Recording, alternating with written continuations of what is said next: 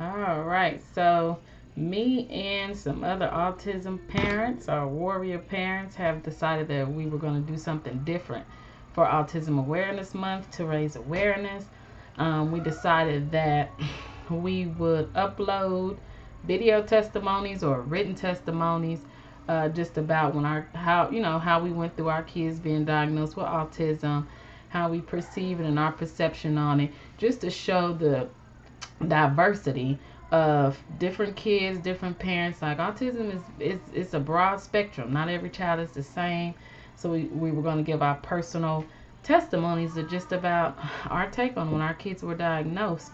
With Adam diagnosis, you guys pretty much know the story on that because I share a lot on Facebook. But for those who don't, I'll shorten the version. It started off with him. I thought he couldn't hear anymore. About 14 months, he went into daycare. I went back into a physical location for work, and I noticed that he wasn't responding like the other kids were. He wasn't talking anymore. He wasn't babbling. He wasn't laughing. He wasn't repeating things that people were telling him to say anymore. And he absolutely acted like he could not hear. Like I was saying his name, he would make sounds. He just could not hear. You turn the vacuum cleaner, he wouldn't get startled or anything. Like he just changed at about 14 months. So I took him to the ENT to get hearing tests, and insurance wouldn't pay for these hearing tests. Because there was no medical reason, and he had already had a hearing test. And so I paid for three additional hearing tests. Very expensive hearing tests. They put him to sleep. They put stuff on his brain. They did everything. And then finally, the ENT doctor told me that he wasn't even going to allow me to pay for any more hearing tests because that's not the issue. That something else was going on that Adam could hear just fine. So I went back to Adam's doctor, and I explained to her about the hearing, and she said his hearing was fine also, and I told her, well, something else has to be going on.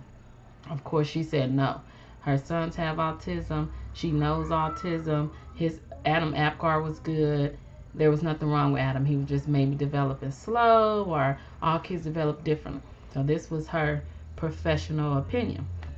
So I went back and I did my own research, and I was looking up things, and I was taking these. They have these little tests online that you can take and see if your kids have autism or any other learning disability or anything. They have a test for everything to show signs and tell you, okay, well, your child should be evaluated. So I did a lot of those, and everything that I was looking up pointed to autism. All the symptoms, everything, all the little quizzes and tests I did, they all pointed to autism. So I went back to her, and I said, well, I need a referral so I can be evaluated by a specialist to see if he has autism. And she said no. With my insurance, you had to have a referral from the primary doctor. Most of you guys know how that goes. Well, she wouldn't give me the referral. So I went back to the ENT, the same ENT doctor that did all those hearing tests, and he gave me the referral. And it worked. I didn't think it was going to work, but it worked. And so I did go to two different places and get Adam evaluated and diagnosed. So the official feeling, the first one was that it was relief. Like I knew what it was now. And then the second was like, okay, I don't know a lot about it. I know what I've looked up so far, but I don't know a lot about it. So then I had to dig, learn, research. And then that's when reality hit. Like, there's no cure for autism. He's not going to grow out of it.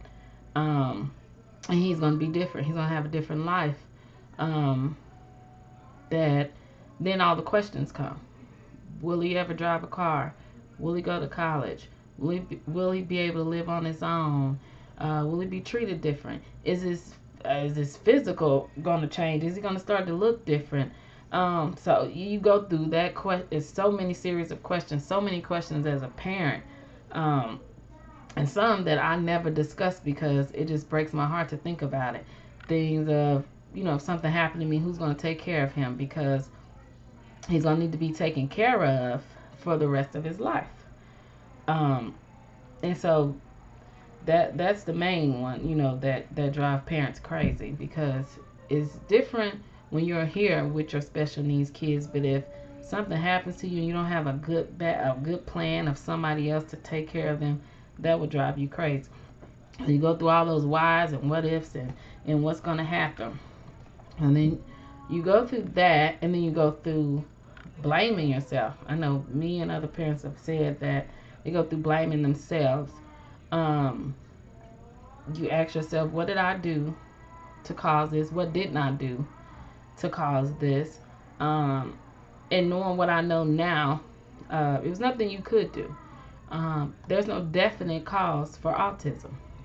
It could be the environment. It could be a lack of nutrients or deficiency when you were pregnant. It can be a gene, even though they haven't found a gene that causes autism. But the possibilities are endless. It could be vaccines. A lot of people point towards vaccines. It could be anything. So no parent should blame themselves, even though that's what we do. We initially blame ourselves.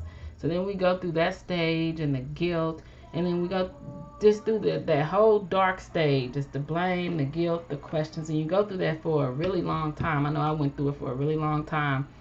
And you go through that until you have that breakthrough. And my breakthrough I described in the deal on Adam's birthday. Like until you have that really bad breakdown, and then you get that breakthrough and you pull yourself up by your bootstraps and you get to work. And so I got to work. What do I have to do? What do I need to do? How fast do I need to get it done? And I got so much pushback because Adam was young. He wasn't 3. He wasn't even 2 yet. And so they're like, oh, well, this agency won't pay. The state won't pay for this. You can't get help for this unless you pay your own money because he's too young to be diagnosed. And he's too young to get help from this place and that place. So I did what I had to do. I paid my own money. I went in debt. I would do it again because that's my child, But I had to do that, and I went to work. And the more I worked, and the more I worked, and the more I worked, I started to see a little light. Those days weren't as dark. He started progressing more, and so it got lighter and lighter and lighter. And that's how it is still. We're still in the working stage right now, and it's a lot lighter than it was before. And you don't have as many dark days, but you have to work. You have to work. You can't just let anyone tell you anything about your child, because these doctors told me so many things about Adam that he wasn't going to do, that I was never going to hear his voice again, that he would never be in a regular classroom.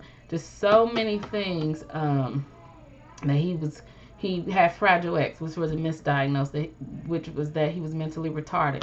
So many things that they said about Adam that he has just surpassed everything that they ever thought. And so you got to take some things these doctors say is just professional opinions, not facts. That's all they are. They give you professional opinions, not to discredit people in the medical field are doctors, but when it comes to your child, you just know. And you got to believe in something higher working too with you. You can't believe that it's just you that's going to get through this, and it's just the doctors that know this, and they're the only ones at work. You have to have a higher being to help you with it. And you got to have faith, and you got to have persistence, energy, a lot of energy, and patience because you're working. You're going to work. It's nothing that's going away. You're going to have to work every day. Every day, give your 110%.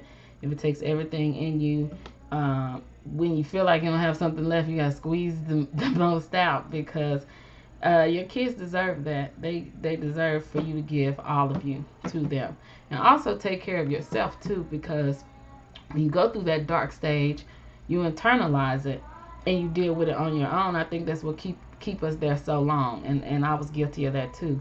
I just did what I had to do and kept it to myself and went through what I had to go through. And I credit that because that experience did make me a lot stronger, but it's not healthy. And you got to take care of yourself so you can be able to take care of your kids. That's something else I'm not that good at right now, as far as taking care of yourself, being healthy, mentally, physically, emotionally. It's hard to do.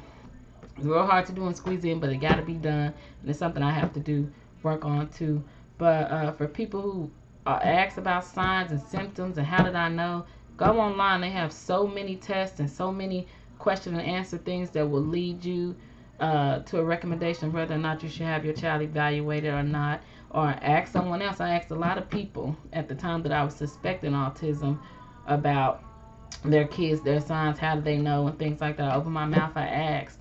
And I'm still answering questions this month, and we'll answer them on Friday as a Q&A. If you want to inbox me, post, whatever. And the whole goal is to just have, just raise consideration, because I know a lot of people think that parents of kids with special needs want excuses and exceptions. We don't. We want consideration for the situation and to raise awareness and know how this affects families, how this affects children, that autism is very prevalent now, even though it's just been talked about 10 years ago. But it's the most underfunded disability right now. So that's what we want to do. We want to raise awareness so we can get more laws and policies in place to protect our children and to give them the best quality of life ever. So that's the purpose of this.